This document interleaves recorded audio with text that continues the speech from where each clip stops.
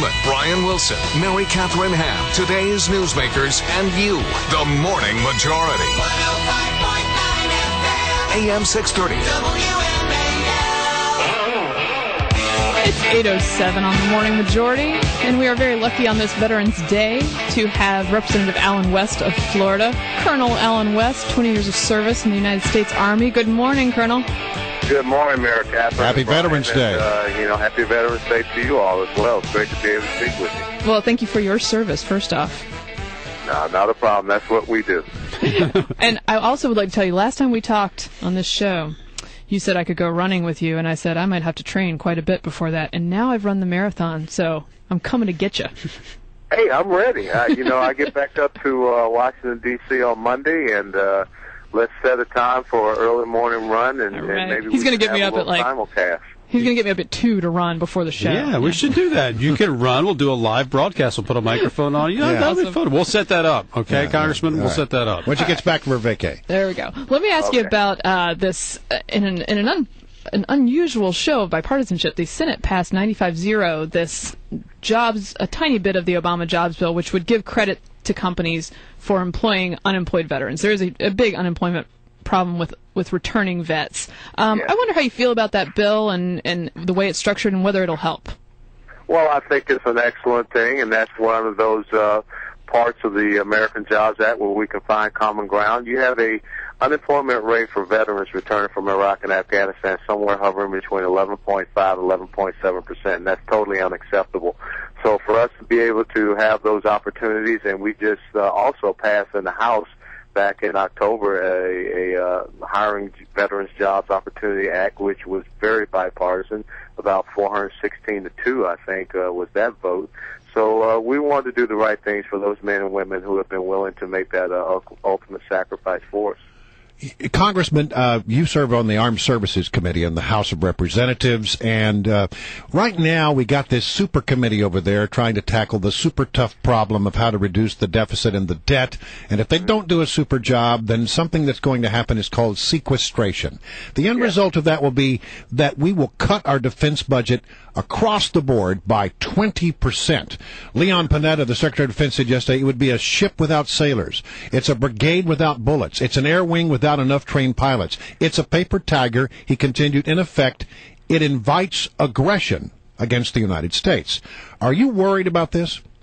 Well, I absolutely am, and I was there when Secretary Panetta and the Chairman, Joint Chiefs of Staff, General Dempsey, made their testimonies, as well as we had all the service chiefs and the Commandant of the Marine Corps testify the ramifications of defense sequestration. We've already cut the Department of Defense budget by about $466 billion over the next 10 years.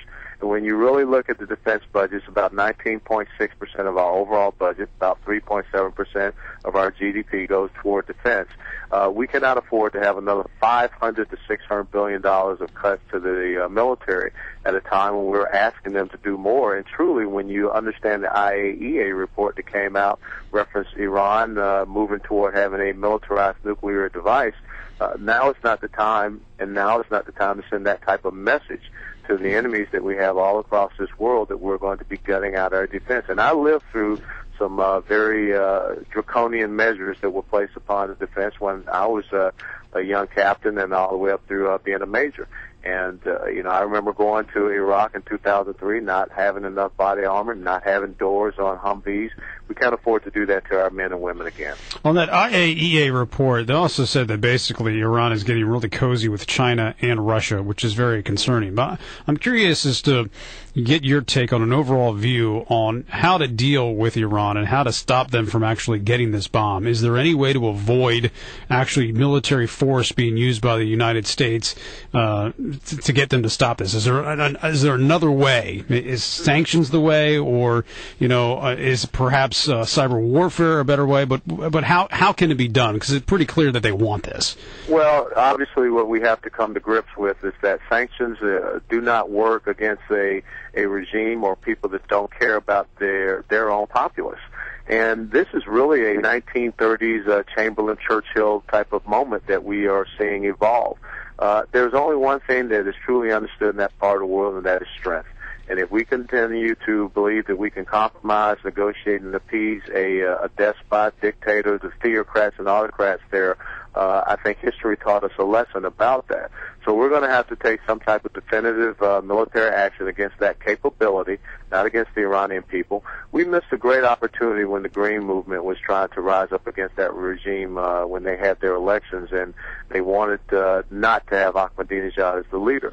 And so now we have to deal with those ramifications, post what we see happening. Now, furthermore, it is also a concern that we will have zero troops, no credible American military presence in Iraq.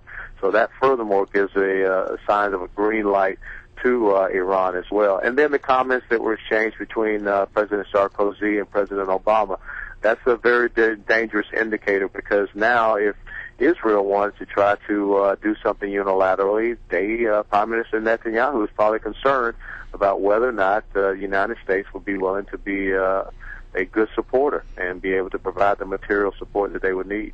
Now, I know you've been watching the primary. We got some poll info today from Florida, your home state, saying that the sexual harassment allegations, such that they are against Herman Cain, has not affected him very much, affected his poll numbers down there. You're tapped into the Tea Party down there, to conservatives. What are you hearing from them about that and about the race in general? Yeah, well, the bottom line is that this is a very nebulous situation. I mean, when you have anonymous people making allegations and there's no real evidence or, quote-unquote, a smoking gun, even the woman who came forward, I mean, she's standing there next to Gloria Allred, and we all know her infamous reputation. And there are a lot of, very questionable things that surround that woman as far as some associations that she's had, some of the things that she's done.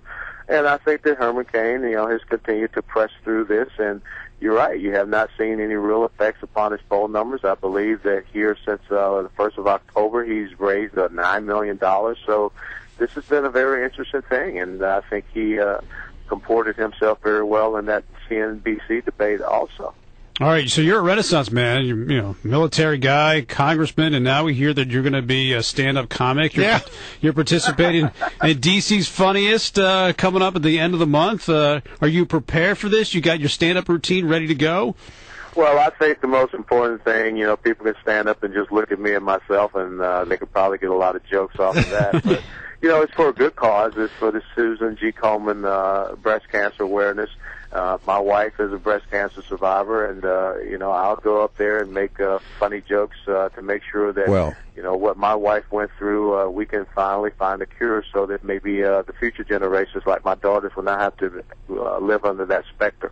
All right, I just want to mention, Congressman, it better be darn funny, because I'm one of the judges. Ooh. Oh, you're one of the judges, Brian? Yeah, I am one of the judges on November 3rd. It's going to be so doggone funny. Probably full of muscle. All right.